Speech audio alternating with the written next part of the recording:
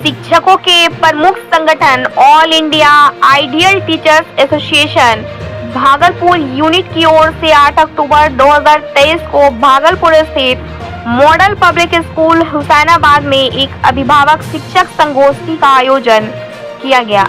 कार्यक्रम का प्रारंभ मौलाना फुजैल अख्तर कासमी के कुरान से हुआ, जबकि स्वागतीय संबोधन सरफराज नसीम साहब ने पेश किया। कार्यक्रम के सफलतापूर्वक आयोजन में जनाब शब्बीर अहमद, असदुल्लाह गालिब मंजर और मॉडल पब्लिक स्कूल हुसैनापुर भागलपुर की शिक्षिकाओं का भी सराहनीय योगदान रहा।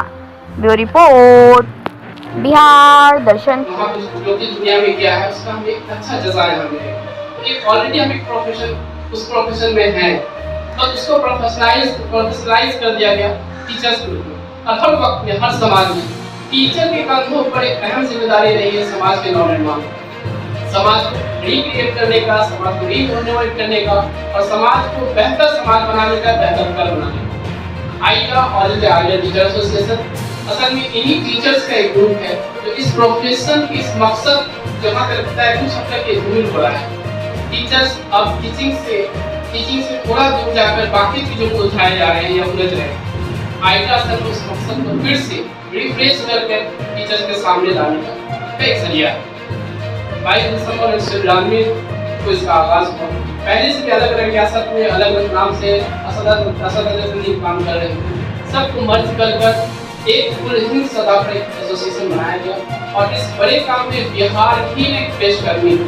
बिहार ही आगे आया और तमाम रियासत को मिलाकर एक नेशनल और नेशनल आइडा का नाम दिया। 4 सतह पर हमारा काम है, मुल्क की सतह पर, रियासती सतह पर, जिले सतह पर और मुकामी सतह पर। और चारों जगह हमारा स्ट्रक्चर है।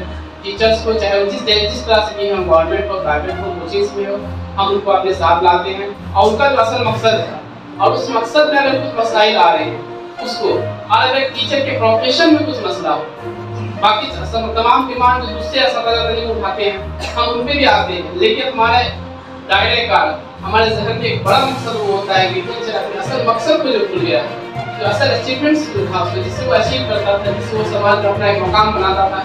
टीचर को आदर्श नजरों से देखा जाता था। बड़े बड़े लोग, बड़े बड़े फिलोसफर, बड़े बड़े लोग अपने आप को टीचर्स एड्रेस करने की ज़्यादा फ्रूटफुल समझते थे।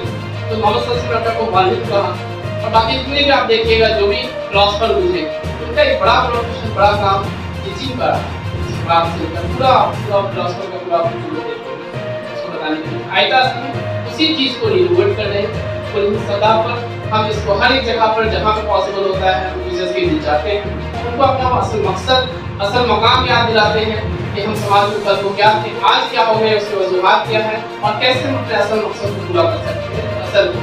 और जब हमारा जरिया मास भी इसी के साथ जुड़ा हुआ है तो अल्लाह ताला समझिए बाकी लोगों से वैसा हिसाब देंगे कि भाई आप किसी के भाई थे तो अपने बहन को क्यों नहीं समझाया, आप किसी के वालिदैन थे तो अपने बच्चों को क्यों नहीं समझाया। लेकिन हमारे साथ तो डबल हिसाब हो रहा है क्योंकि हमारा प्रोफेशन भी यही है। हम भाई बहन वालिदैन के साथ साथ हम टीचर भी हैं।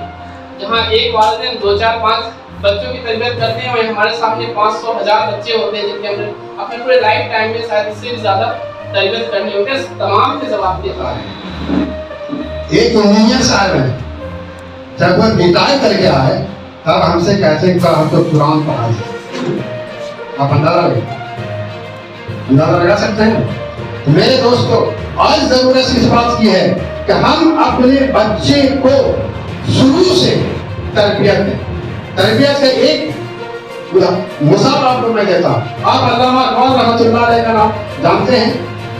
वो ब्राह्मण खानदान से थे, लेकिन जिस दिन और अल्लामा इकबाल रहमतुल्लाह अलैह के वालिद वकील थे, जिस दिन वो माँ के पेट में पैदा होने वाले रहे उस दिन से उनकी माँ ने उनकी तरबियत का ये इंतजाम किया कि उनके बाप की कमाई से दूर रखा और बकरी पाल के अपने बच्चे को पाला। आज दुनिया नाम देती, क्या दुनिया भुला देगी अल्लामा इकबाल रहमतुल्लाह अलैह को? क्या उनकी माँ की इस कुर्बानी को भुला देगा? नहीं। इसलिए मेरे दोस्तों, आज भी इसी की जरूरत है कि हम अपने बच्चे को अगर चाहते हैं कि वो अच्छे हो, माँ को बाप को ये करना पड़ेगा। सवेरे जब हम जागते हैं तो बच्चे को देखें क्या कर रहा है, इसके लिए पहले जरूरी है कि हम क्या करें। पहले आइडियल जो है बाप माँ को बनना होगा, तब कहीं जाकर के बच्चे आइडियल बनेंगे। बदकिस्मती से आज हम लोग अपने बच्चे को कहते हैं उनको कहियो क्या पा करने की, कहाँ से बच्चा आइडियल हो, सवाल ही नहीं उठता। तो सबसे पहले हमको आइडियल बना, और आइडियल का मतलब ये है कि मेरे बच्चे पढ़ के जब तैयार हो जाए तो उनका इस्लाम आला से आला हो, दीन का पाबंद हो, इस्लाम का पाबंद हो, ईमानदारी का पाबंद हो, और गरीबों का ख्याल रखने का पाबंद हो, कभी कोई गलत काम न करे, माँ बाप का ख्याल करे। आज जानते हैं माँ बाप इंतकाल करके दूसरे को बदनामत कर रहा, चाहिए मेरा अब्बा का चलिस्मा कुरान शरीफ पढ़िए, अरे और अपने क्या कर रहा, चाय बना रहा, इसको 2 रात बिरयानी बनवा रहा, अरे अजीब तमाशा है। इसका मतलब ये हुआ कि माँ बाप ने अपने बच्चे की तरबियत नहीं की। अगर माँ बाप तरबियत करता, वो दूसरों की बगावत नहीं करता, बल्कि अपने से कुरान पढ़ता और माँ बाप के आंसू बहाता। माँ बाप जुदा हो गए, इतनी बड़ी बिल्डिंग दे के गए, हमको इतना आला मकाम पर पहुंचा के गए, तो ऐ अल्लाह ताला, हुजूर सल्लल्लाहु अलैहि वसल्लम ने क्या कहा कि तुम अल्लाह से दुआ करो, ऐ अल्लाह ताला माँ बाप, मेरे माँ बाप ने जिस तरह हमसे मोहब्बत से पाला पोसा, इसी तरह आज तू उसके साथ मोहब्बत कर और जन्नतुल फिरदौस में। क्या कोई दूसरा कर देगा? आप लोगों के सामने मुझे पेरेंटिंग के कुछ उसूलों पे बात करनी है कि हम अपने बच्चों की तरबियत कैसे करें। इस सिलसिले में सबसे पहले मैं एक बात अर्ज कर देना चाहता हूँ कि किसी भी काम को करने के लिए जब तक कि हमें ये पता नहीं हो कि ये हमारे ऊपर रिस्पॉन्सिबिलिटी है, हमारी जिम्मेदारी है, हमारे ऊपर फर्ज है, तब तक हम उस काम को सही मायने में अंजाम नहीं दे सकते। एक उसूल तो ये है। दूसरा उसूल ये है कि हर काम को करने का एक तरीका होता है, एक स्टेप होता है, स्टेप बाय स्टेप उसूल के साथ हम उसको करते हैं। तो कुरान और हदीस के मुताले से ये पता चलता है कि ये जो बच्चे हैं हमारे, ये हमारी जिम्मेदारी है। जैसे कि कुरान की एक आयत है कि अल्लज़ी खलक़ल मौत वल हयात लियब्लुवकुम अय्युकुम अहसनु अमला, कि अल्लाह ताला ने मौत और ज़िंदगी जो पैदा किया है वो दरअसल इस बात का टेस्ट होगा, हमारा एग्ज़ाम होगा कि हमने इस ज़िंदगी में क्या क्या अमाल किए। फिर उसके बाद एक हदीस हम लोग सुनते हैं कि कुल्लुकुम राई व कुल्लुकुम मस्ऊलुन, हम में से हर कोई जो है वो हाकिम है, जिम्मेदार है, और उसके जिम्मे में जो अपराध होंगे उसके बारे में उनसे सवाल पूछा जाएगा। हदीस ये लंबी है, उसी में ये अल्फाज भी आते हैं कि हमारे जो मर्द हजरात हैं वो घर के जिम्मेदार, घर के बारे में उनसे पूछा जाएगा, और माओं के बारे में ख़ास तौर से उसमें यह आता है कि जो औरतें हैं वो बच्चों की जिम्मेदार, बच्चों के बारे में औरतों से पूछा जाएगा। अगर ये एहसास जिम्मेदारी हमारे सामने रहती है तो फिर हमें ये समझ में आता है कि ये एक हमारी जिम्मेदारी, इसको अदा करना जरूरी है। इसमें एक सवाल ये पैदा हो जाता है आमतौर पर कि पहले इस सिलसिले में आमतौर पर हमारे बुजुर्गों ने तो गुफ्तगू नहीं सुनी कि कहीं ऐसी भी तकरीरें होंगी कि पेरेंटिंग के उसूल बताए गए होंगे, तरीके सिखाए गए होंगे या वर्कशॉप कराया गया होगा। लेकिन आज आप जानते हैं कि जो यूरोपियन कंट्रीज हैं, अमेरिका, इंग्लैंड वगैरह में काउंसलिंग सेंटर्स कायम किए।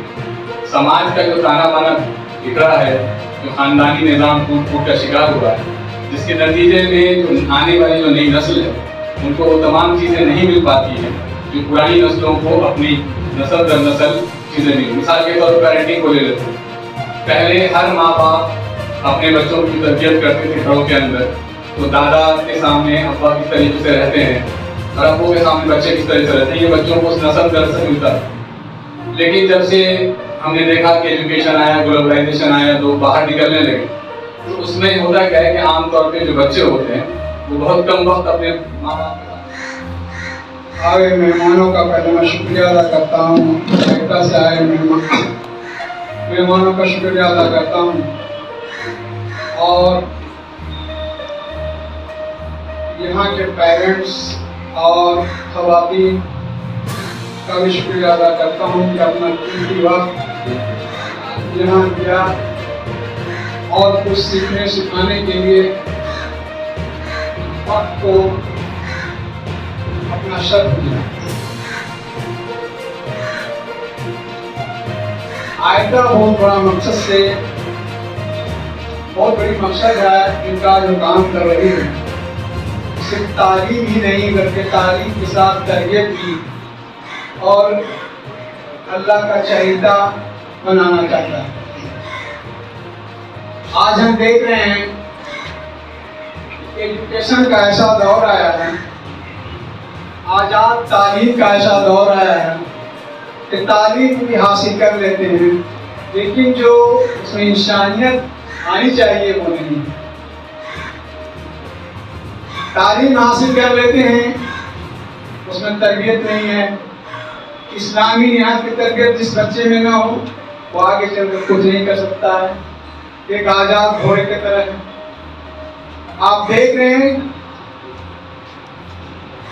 کہ تعلیم حاصل کر لیا، ایک ڈاکٹر بن گیا لیکن ایک دوسرے کا کلینک کھول کے بیچ رہا۔ تعلیم حاصل کر لیا، ایک بینک کا مینیجر بن گیا لیکن گھوٹالہ کر رہا ہے۔ ایک لیڈر بن گیا لیکن گھوٹالہ کر رہا ہے، اس لیے کہ اس میں تربیت نہیں ہے اور وہ جائز اور ناجائز نہیں سمجھ رہے ہیں۔ تو ویسے تعلیم حاصل کرنا کوئی فائدہ نہیں ہے، آزاد تعلیم۔ لیکن ہمارے یہاں ایک مقصد ہے تعلیم حاصل کرنے کا، یہ آزاد اسکولوں کی طرح نہیں ہے بلکہ یہ ایک ایسا